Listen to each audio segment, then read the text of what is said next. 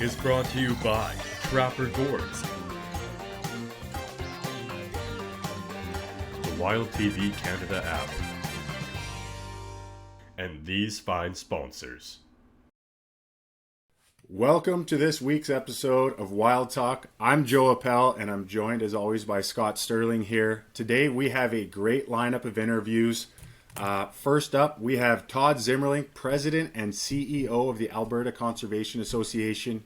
He will be talking to us a little bit about some aeration projects they've been working on, specifically one project they have at Hassey Lake, and why you should be interested, especially if you love ice fishing.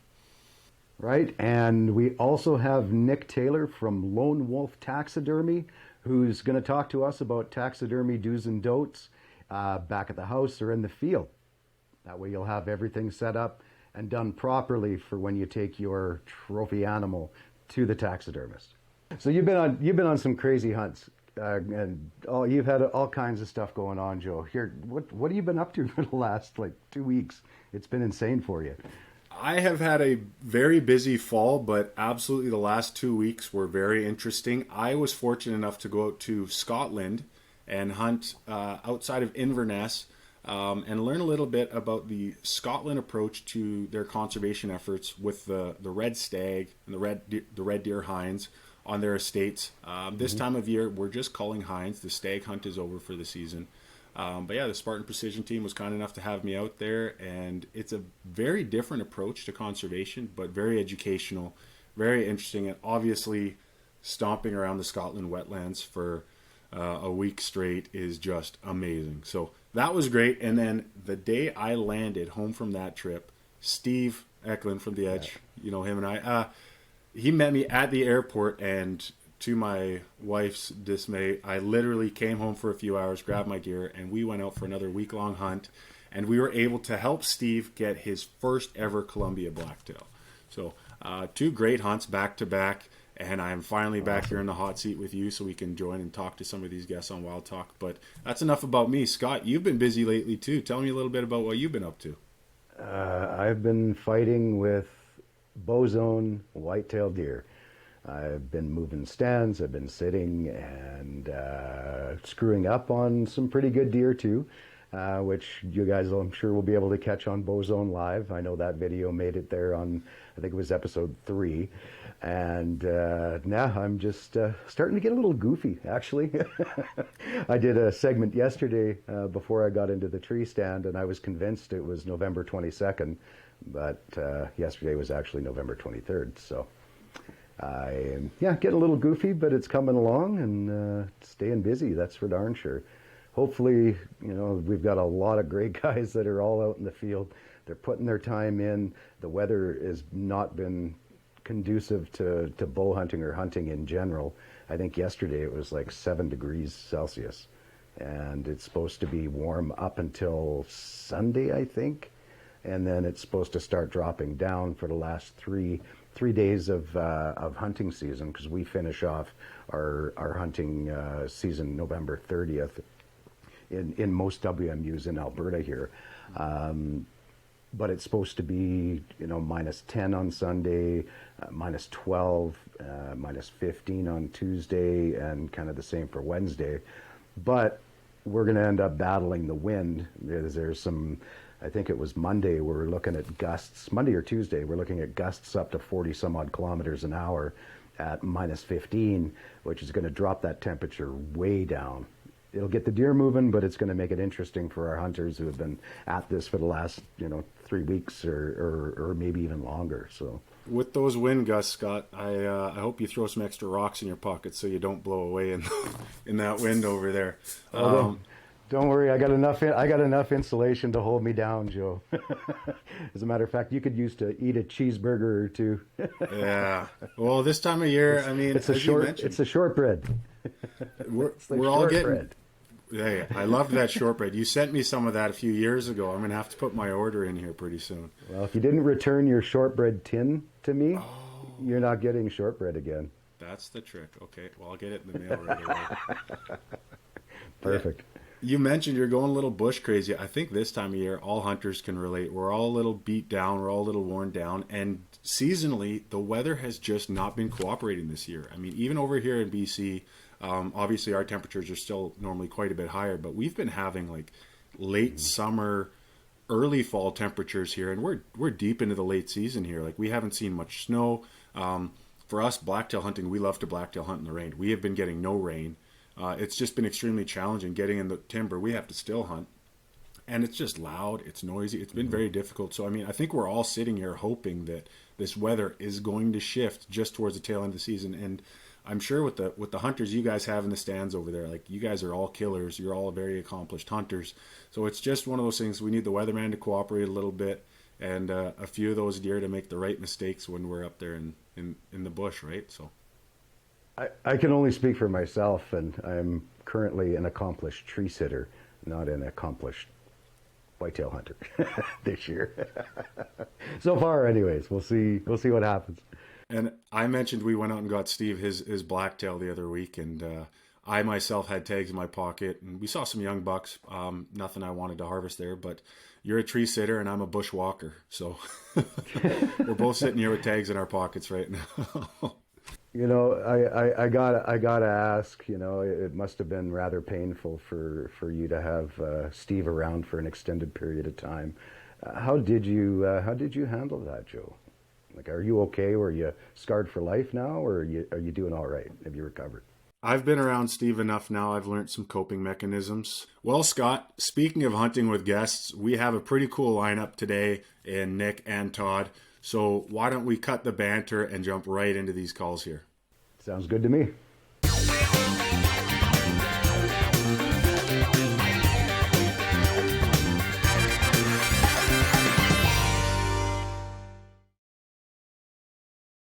Nick, welcome to the show. Hey, Scott. Thanks for having me. All right. Well, why don't we kick this off, Joe? You go ahead. Perfect. Nick, I got a question for you. Just out of the gates, for a lot of our viewers, I've spoken to a lot of different taxidermists, and there's a lot of different reviews, but I want to hear out of the gates from you, what are the 3 most common mistakes or simple fixes people could do before bringing a deer cape into you from the field, getting it to you? Good question. I get those. Those are pretty regular questions. So the first thing I tell people is have a plan when you go on your hunt. First thing, just have a plan what you want to do. Like if you get your target animal, or if you get an animal that you think you might want to mount or do something with, whether it be right away or down the road, is have that plan. That way, you know, once you get your animal on the ground, to make the appropriate cuts, and then to start properly handling that hide so that you're able to preserve it. Well, Nick, I think that's a big question that everybody has. You know, what do you mean by cuts, or how do you want that hide dealt with as the taxidermist is going to be doing the mount? What should our viewers do when they put down an amazing animal that they deem worthy to be mounted in their home or in their man cave, shop, whatever? Yeah, that's right, Scott. So that was kind of leading into the point number 2 with that mention of cuts is... Oh, okay. No, totally. You nailed it. You're reading my mind. Is to educate yourself or make yourself a little bit more aware. There's a lot of resources out there, whether it's social media or Google or whatever your outlet might be, is to familiarize yourself with those cuts. If you're not confident in making them, or you have questions, I spent probably a couple hours yesterday on the phone, because it's prime time right now, with deer season and everything, just walking people through how to make those cuts, whether it was over text message or a phone call. I encourage people to call me. That's usually, it starts out with a text message. How do I do this? What do I do? And I often just explain to them to give me a call. It's a little bit easier to explain. But yeah, there's a lot of diagrams out there as far as where to cut. I had a call about an hour ago. A guy wanted to bring a deer in. He's like, I got it all ready for you. And it's I cut it right in front of the shoulders. I was like, oh, okay. So that wasn't where he was supposed to cut, and we went over that conversation. And I was going to say that you're not supposed to do that, are you, Nick? No, so yeah, you want to be behind the shoulder, well behind the shoulders. You got the whole animal, so give me more. Give your taxidermist more, and got the whole, like I said, you got the whole cape to work with. So I'd rather have more than less. So this individual is going to be getting a supplied cape at this stage, so which is fine. I keep extra ones that I've got guys to bring me. Absolutely. So that's nice to have. The third thing is after you've made all the cuts, and once you have it skinned out, is what do you do with it at that point? We're lucky where we are, where it's super cold right now, and the cold weather buys us some time, so we can kind of take our time to get that hide to the taxidermist or figure out how you're going to properly take care of it. Get it into a freezer, get it frozen, skin to skin, and then lightly roll it up. That's one thing that I find some people, they roll it up too tight because they don't have all the freezers that a taxidermist has. So they want to roll it up real tight and squeeze it in so their wife doesn't see it maybe, and take as little space as possible, which I get. I have that same battle here in the shop. But loosely roll it up, put it in a garbage bag, and get it in that freezer as soon as you can. The one fatal mistake that I see a lot of people make is salting their hides. It's a huge misconception, especially in the spring with bears, or if you're fortunate enough to have warm weather where you're hunting deer. People will salt the hides, thinking that it's preserving it. Salting it happens at a different stage for the taxidermist in the tanning process. So once people put salt on it, they then think they just need to put it in the freezer. But what salt does is it melts ice. So when you put it in the freezer, your hide at that point is a little bit confused. It doesn't know whether to freeze or thaw. So that's where bacteria can grow. And then ultimately, once that hide comes out, it took too long to freeze potentially, and now bacteria has grown into the hair follicles, and then you can get slippage in your hide, and your hide can be no good. Did you want to explain what slippage is? Because there might be some folks watching that have never heard that term before. Yeah, for sure. So if your hide does get bacteria that grows into the hair follicles, slippage is when the hair will literally come out in chunks. You'll just get the bare skin, and it's not easily replaced. If it's a small patch, you can sew in another chunk of hair or fur, but it doesn't always match up how it should. So I've definitely heard a lot of people battling with those concerns. And you mentioned, obviously, later in the season when temperatures are cold, it's a lot easier to avoid some of these common errors because you have more time, obviously, with the quick freeze. But for someone, I'm located in British Columbia, and I know a lot of the friends that I hunt with are also located out here. We do a lot of hunting starting in August, starting with sheep, and then we go into goat, elk, all of the above. We do a lot of hunts, and normally we're quite a few days away from our pickup truck or away from any significant source of cold. So we've heard mixed reviews of, whether you need to salt a cape or whether you need to spread it out and dry it in the shade, how important it is to remove fat or meat from the cape or roll out the lips and ears. For somebody who does early season backcountry hunting, if we're avoiding the salting process, what are the methods you suggest to make sure that we can get those extra 2 or 3 days out of our cape so we can get it back into town and get it properly frozen skin to skin like you mentioned? Good point, Joe. I haven't been fortunate enough to do some of those hunts that you're blessed to do, but what I would suggest is a little bit more education and preparedness. Like you said, get that hide cool, get any excess meat and fat off of that hide. If there's excess blood, get it to a creek or a river, washing that blood out, because blood is what causes that bacteria to grow. There are a variety of products that you can easily fit in your backpack. The Velvet Antler technology line, which I supply and distribute here in Canada, they've got several products that are great for those exact situations. So, amongst the research and preparing, that's something that I would suggest for hunters to look into for sure. It's funny you mention that because a lot of the guys I hunt with, they bring in big boxes of heavy salt into the backcountry and they salt the Cape, and then they end up ultimately getting in arguments with their taxidermists of whether or not that's the right thing to do. But they've used it in the past. This year, we brought in the Velvet Antler Technologies hide lock and sprayed a little bit of that on the Cape. It comes in a small little squirt bottle. I don't know if I have any in my shop here. And a small amount of that, like the flies wouldn't touch it. There you go. The flies didn't touch anything anymore. Like it went from being swarmed early season. If you've been in the backcountry, you know the flies are miserable. It completely swarmed, covered in flies, a few sprays, and not a single fly the rest of the trip. So I was impressed by that, and that was one question I wanted to ask, if you recommend products like that. So I'm glad you jumped the gun and beat me to it.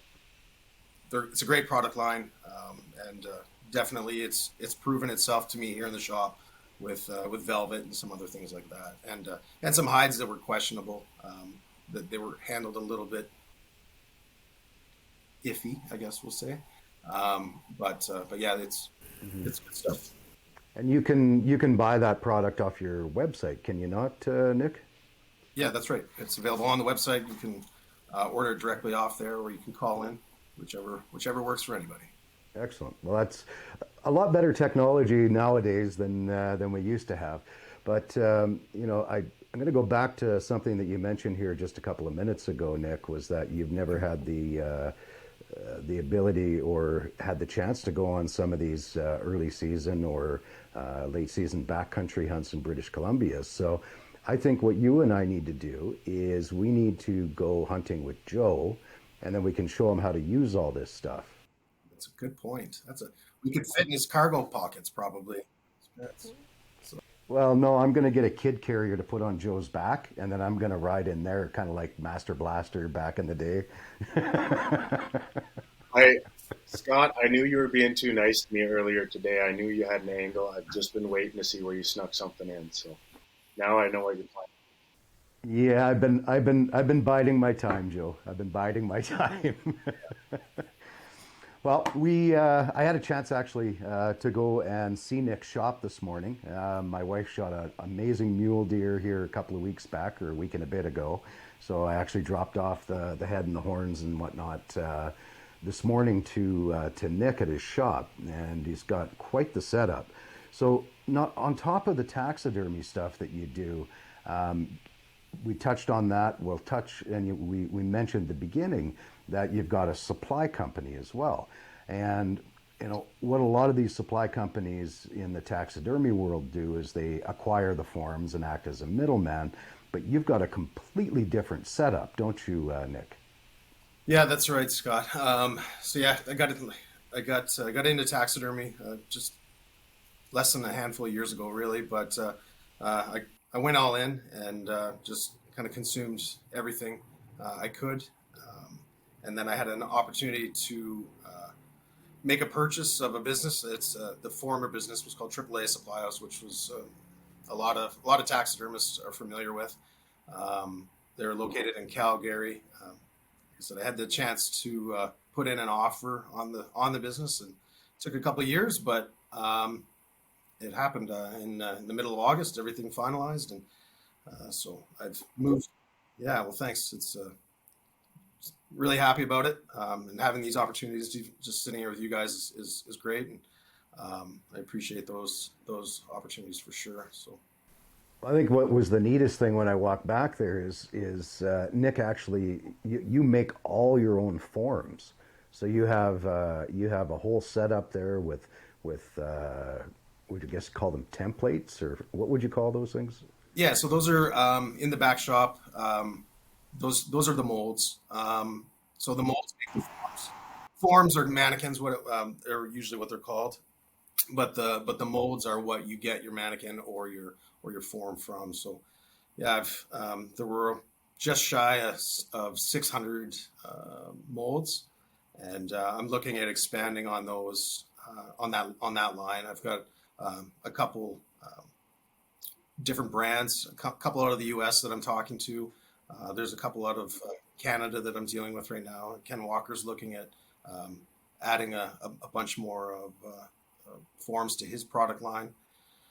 So yeah, so I want to give better options to Canadian taxidermists and the hunters ultimately, that they can have more realistic poses and just different poses. There's a lot of taxidermy, and the final product has changed over the years. And like I said, I'm pretty new to it in the grand scheme of things, but we want to be able to offer better products, more up-to-date products that help that finished product look the way it should, realistic. Now, Nick, for our viewers who might just be getting into the realm of taxidermy with their mounts, things like that, what are some key signals or some tips and tricks that you can recommend for them to be able to go in and find a good taxidermist? Because there's a lot of individuals that kind of promote themselves as, good taxidermists, and then there's a set few that actually do a quality job and put a lot of effort, such as yourself, into the finished product. So what are some ways people can avoid some of those negative experiences, especially with, maybe their first time taxidermy? Yeah, that's definitely an issue everywhere.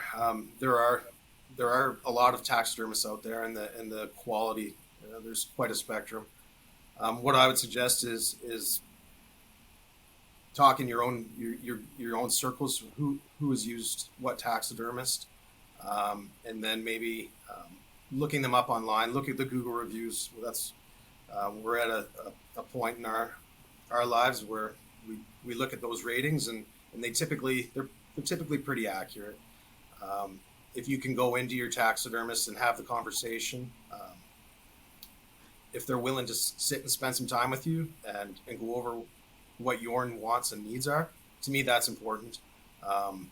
It's no different than buying a car. You want to. It's something you're going to be using every day or looking at every day. So you want to be happy with that purchase. So you had actually said something that was really interesting to me this morning, Nick. Is we were obviously talking and going through a whole bunch of stuff, but one of the things that you had said before, Scott, before you guys choose your form, right, or your mannequin, figure out where you're going to put it in your house, and then based on that, that's the one that you choose. I thought that was really interesting, and I've never actually heard that from a taxidermist before. Can you quickly touch on why that would be important? Yeah, for sure. So if it would there'd be a few variables. If you want in your kitchen or your living room, like what you were explaining to me, do you have vaulted ceilings? Do you not have vaulted ceilings? Does your animal have really tall tines? It may not look. It might fill the space, but it might not. It might not be pleasing to look at aesthetically, just because of the pose. Maybe there might be a different pose that's a little bit more accommodating for the layout of your house or the room that you have to work with. So, to me, that's something to consider and have a discussion about. Awesome, perfect.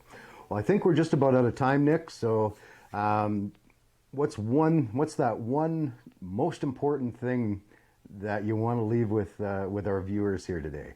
It's that one super important piece. You can only cut once, so make it either make it a good one or don't make it at all. I like that. Perfect. All right. Well, thanks again for joining us, Nick. Nick from Lone Wolf Taxidermy and Supply. Thanks, guys.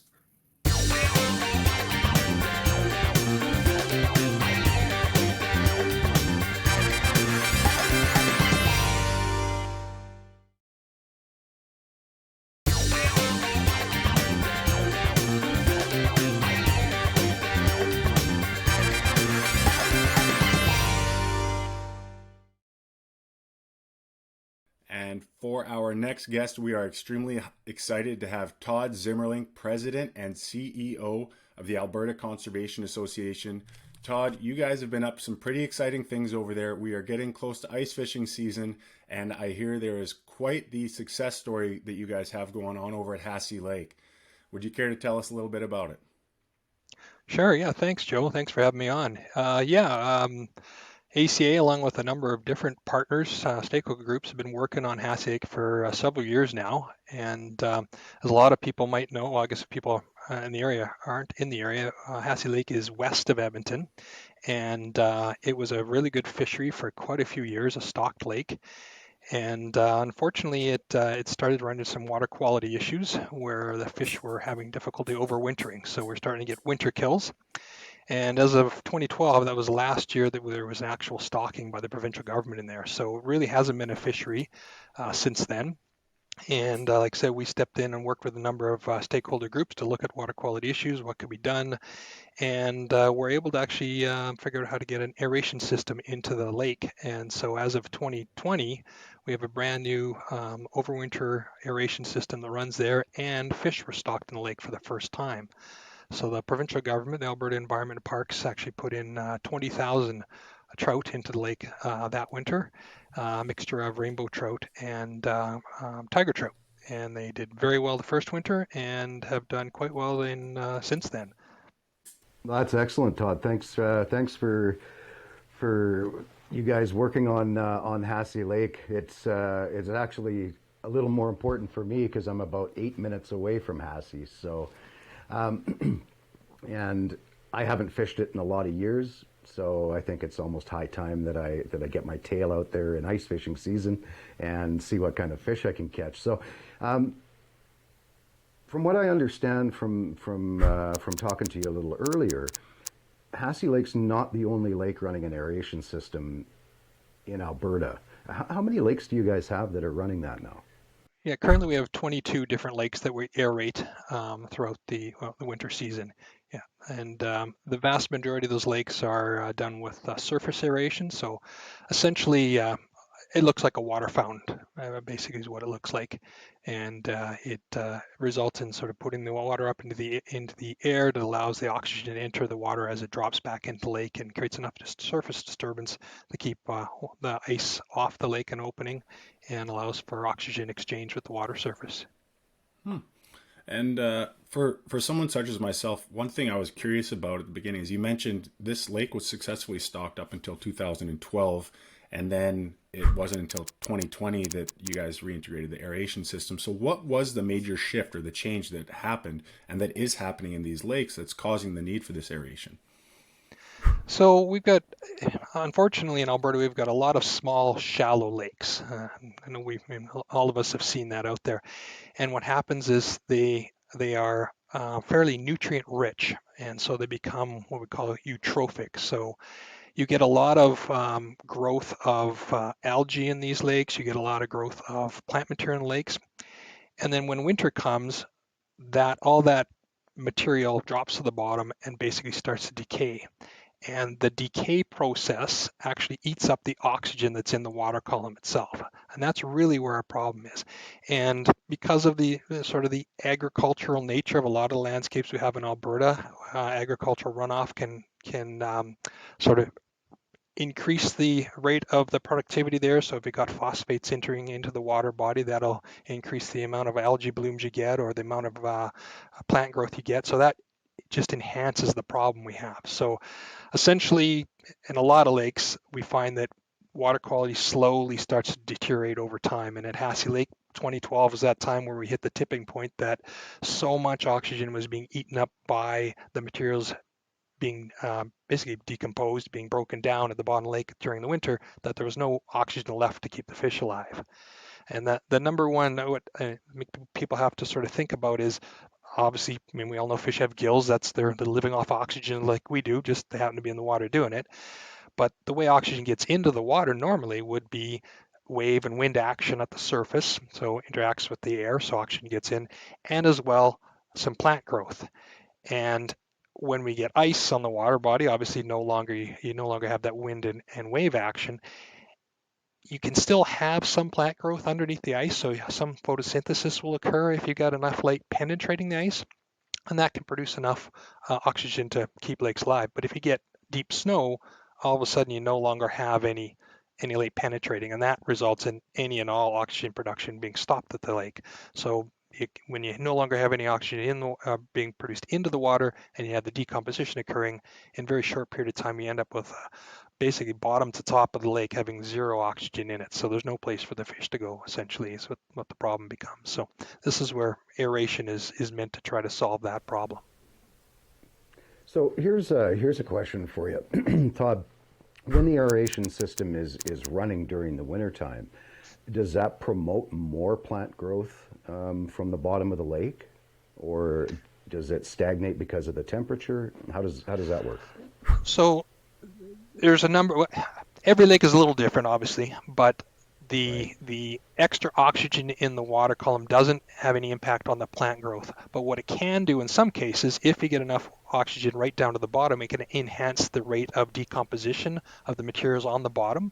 So some lakes, we haven't been involved directly, but in some other areas of the country, they've used aeration to try and basically break down the materials on the bottom quicker. So you add the oxygen that allows the aerobic bacteria to break down the materials very fast, and basically you can get back to a better water quality. That's not what we're doing at Hassey and most of our lakes, because essentially by the time you get partway through the winter, you still have zero oxygen on the bottom. So here's a fishing tip for you. Don't put your bait on the bottom of Hassey Lake hoping to catch a rainbow. You won't. There's no fish down there because there's zero oxygen. But there is oxygen. You're not supposed to tell everybody that. Give away the secrets. Yeah. That was our secret. Yeah. So in most of our lakes, you'll find sort of the top 2 to 4 meters of the water will have the oxygen in it. The lower couple meters usually has next to nothing by halfway through because of that decomposition eating up all the oxygen. Basically, comes down to.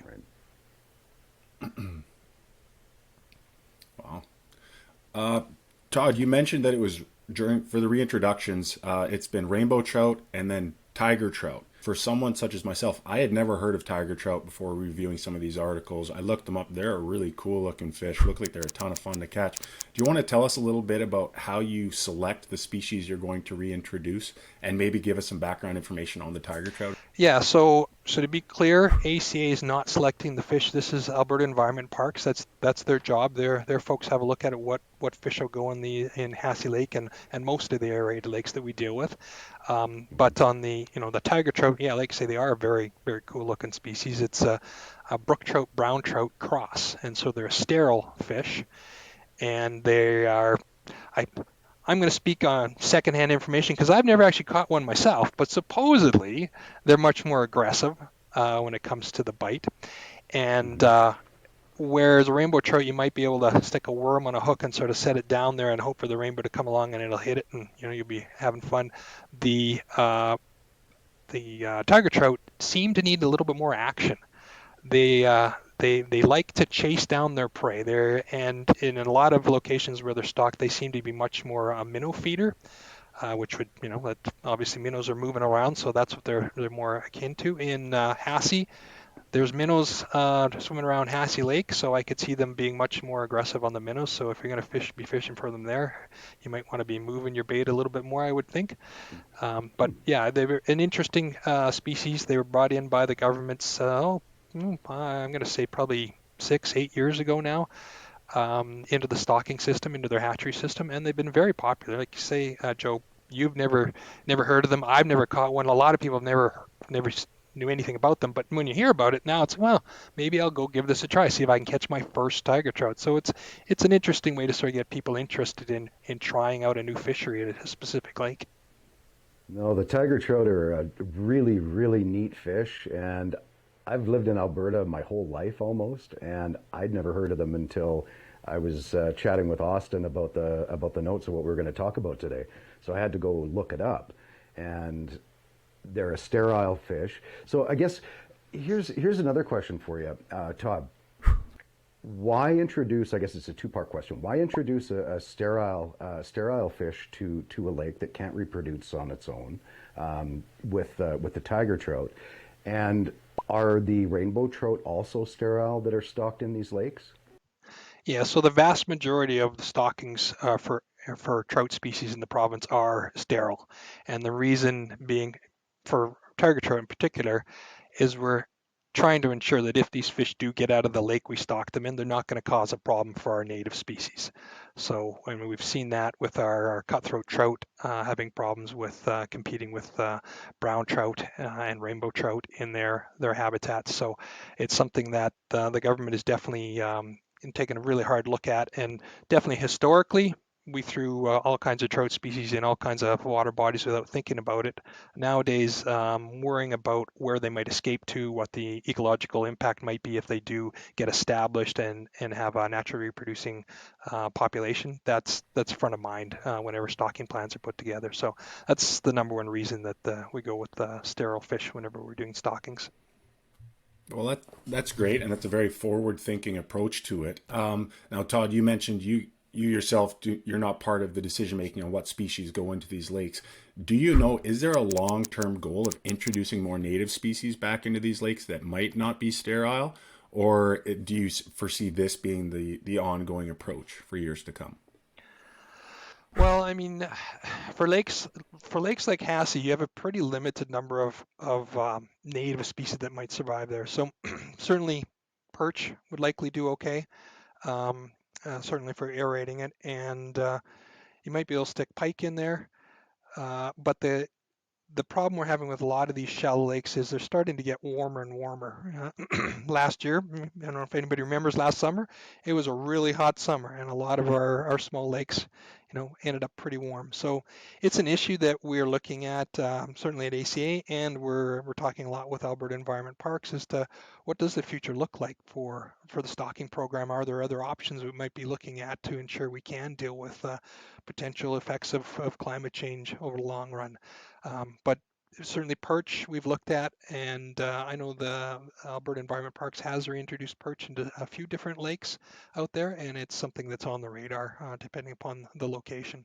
A lot of the problems we find with perch is we don't right now have a program for producing them in the hatcheries. It can be done, but right now our hatcheries aren't set up to do that. They're dealing more with the trout and most recently walleye. They've started to raise walleye at the hatcheries as well. So the perch would have to be coming from donor lakes. So finding other water bodies where we could find perch and then move them in there. We also find that when you get a lake that is really good for perch, it's generally not very good for perch for very long because everybody hears about it and everybody goes out there and everybody fishes the perch. And then you get people, basically people saying, well, the perch have stunted. And in most of the times, it's not the fact that perch are stunted, it's the fact that we as anglers take them out as soon as they hit a big enough size to put in the frying pan. So the only thing left are the small perch.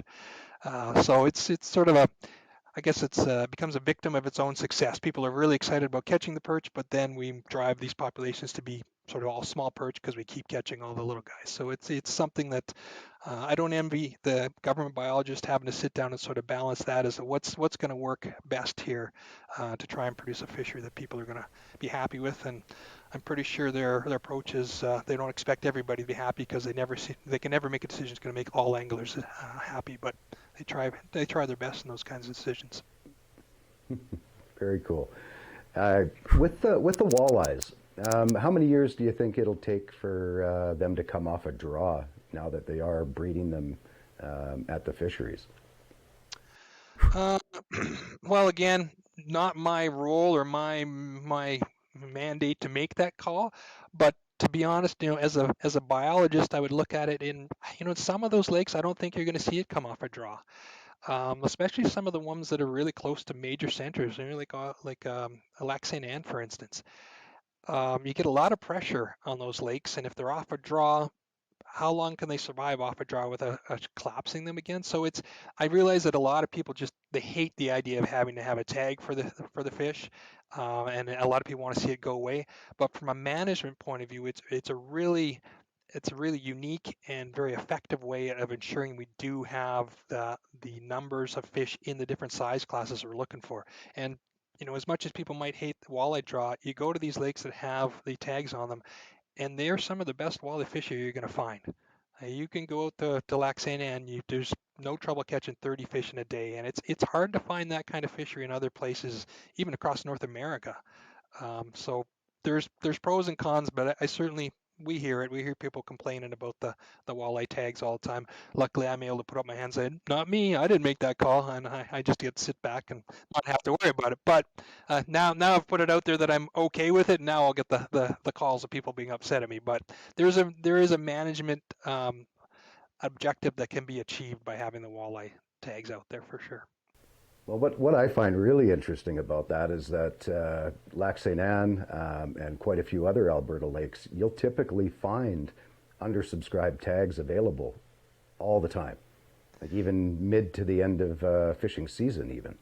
So Yeah, yeah, you're absolutely right. And right now we're coming to ice fishing season. I would encourage anybody who wants to catch a walleye to check out the Alberta realm for the undersubscribed tags because yes, Lac St. Anne and Wabamun both have tags available. If you want to go out and ice fish for some walleye and take some home, they're there for you, for sure. awesome. Well, we better get back on track here. Let's talk more about aeration. Joe, you want to take the next question? Yes. Well, we're certainly going down the right topic. We've just steered a different direction with lakes and species here. So let's bring it back into ice fishing some of these lakes with aerations. Todd, is there certain things people need to keep in mind with regards to safety or fishing approaches for these lakes with these aeration systems? Yeah, I think the first thing people need to keep in mind is the fishing is not better right adjacent to the big open hole in the ice. The oxygen levels are the same throughout the vast majority of the lake, regardless. So there's no benefit to you fishing in the hole, walking right next to the hole, or drilling your hole right beside of this open area. And those kinds of, I guess, thoughts create a lot of issues for us.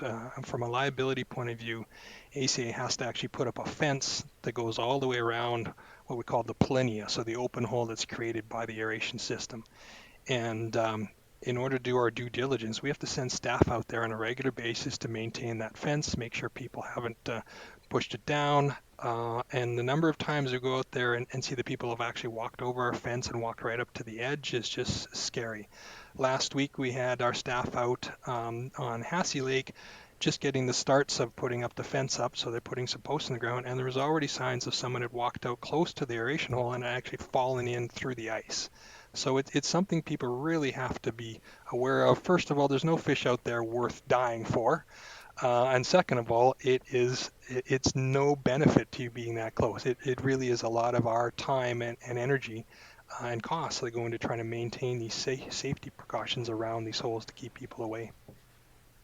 I've seen a lot of this at a lake I shall not name west of Edmonton, where I've seen people fly fishing over the hole, the aeration hole. I've seen people dropping their lures down, standing right on the edge of the ice with an ice fishing rod, fishing around where the aeration open. I think did you call it the plenum?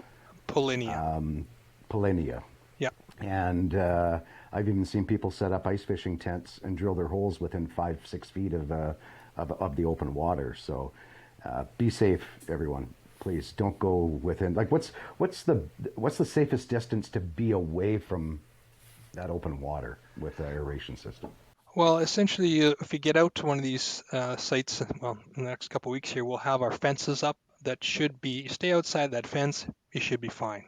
And the fence is meant to encompass the maximum area that we expect the polynium might grow to, because the size of that hole that's created by the aerators changes throughout the winter. You get warm temperatures and some wind, then you get the polynium starting to grow. If it gets down to minus 40, that polynium gets pretty darn small real quick.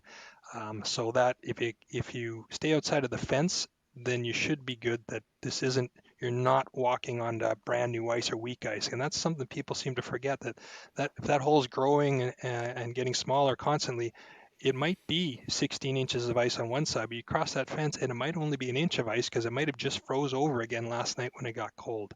And so it's a concern. And like you say, yeah, people do all kinds of strange things to try to catch those fish.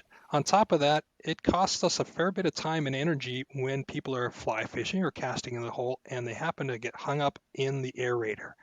The number of times our guys have to pull the pumps out of the lakes and bring them back to the office to try and get fishing line out of the aerators is crazy. So would really appreciate it if people could just, drill a hole outside of the fence, fish, ice fish. Don't try casting in or being right beside the open hole itself. Well, Todd, you're talking a little bit about the costs that go into these aeration systems and the maintenance there. So here's a three-part question for you. What are the average costs of these aeration systems? How much of that goes into your maintenance and upkeep of the pumps as well as the fences around them? And if you were able to reduce those maintenance costs, is there the potential for future aeration projects in other lakes? Yeah, very good questions. Yeah, I mean, the cost of aeration really varies from lake to lake. I couldn't give you an average. It really depends a lot on the lake itself. When you look at system that we have out at Hassey, it's got 7 pumps running out at Hassey.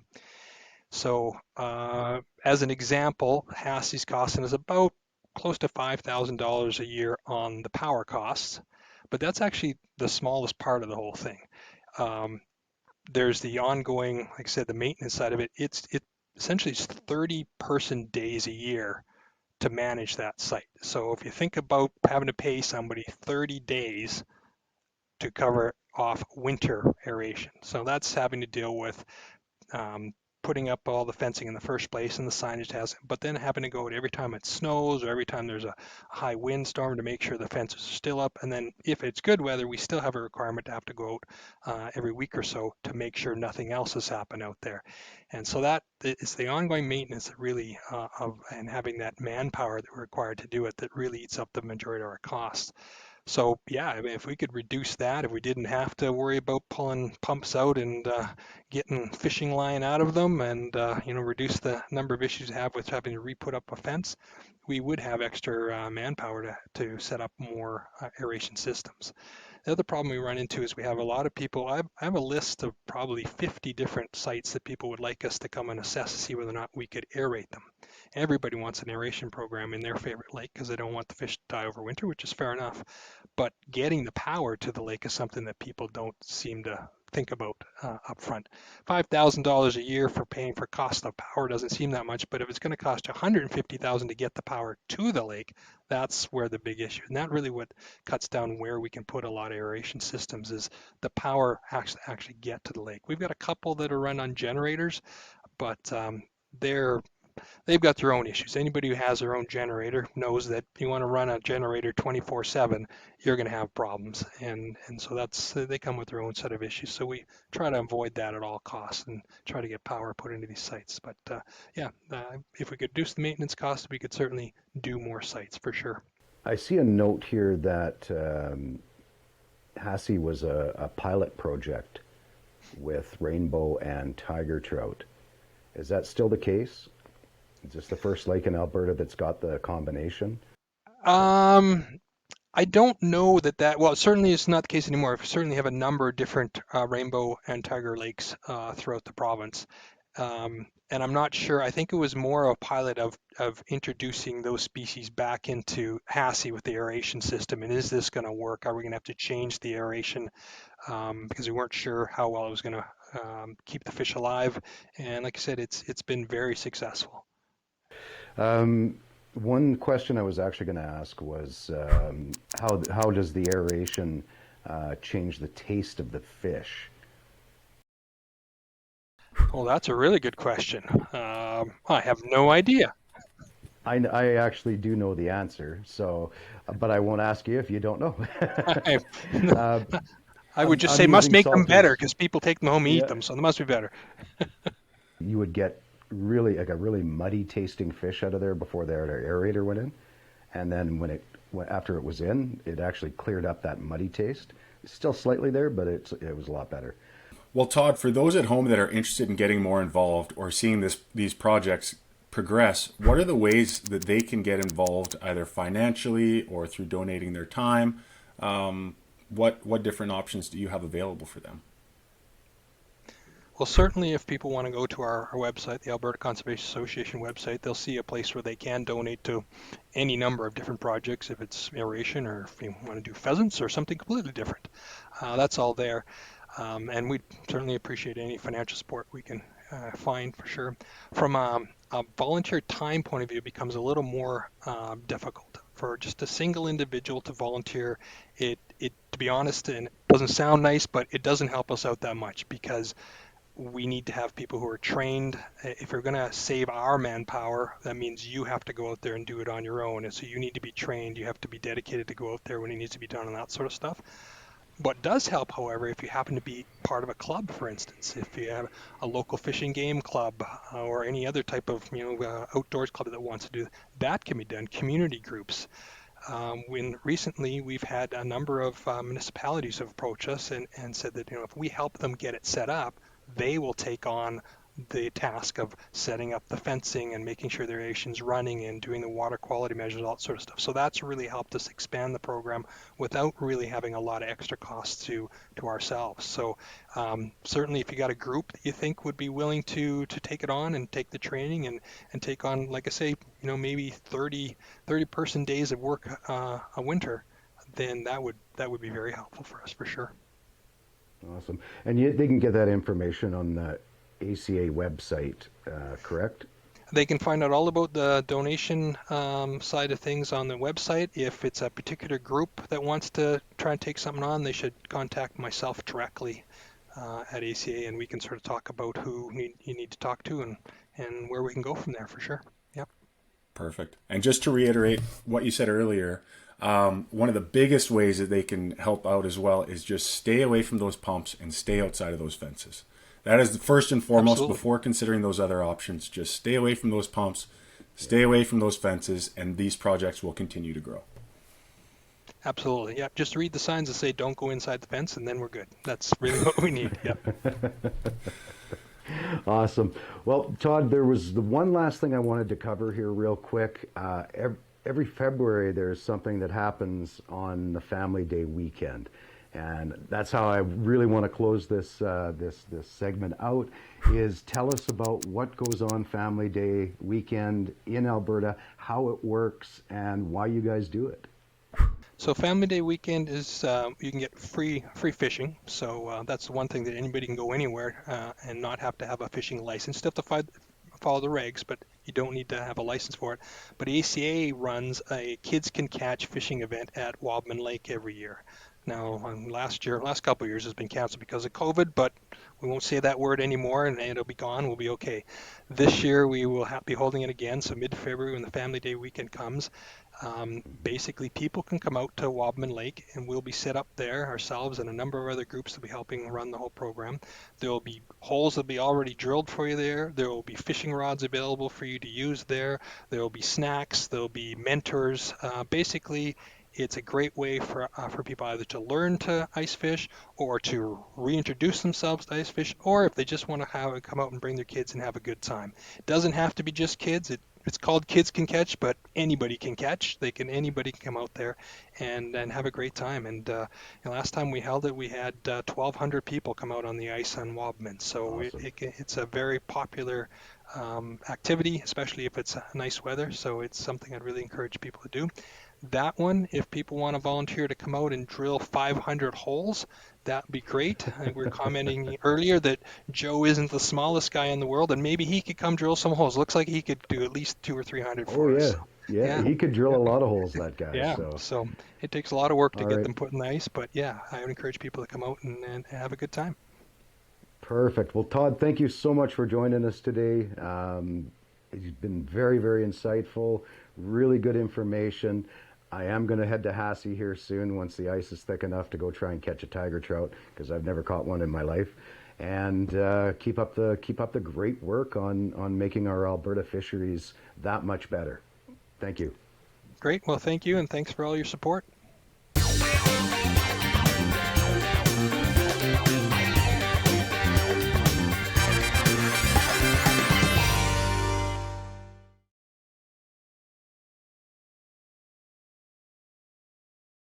So that's it for another episode of Wild Talk. I don't know about you, Joe, but I sure learned a lot today.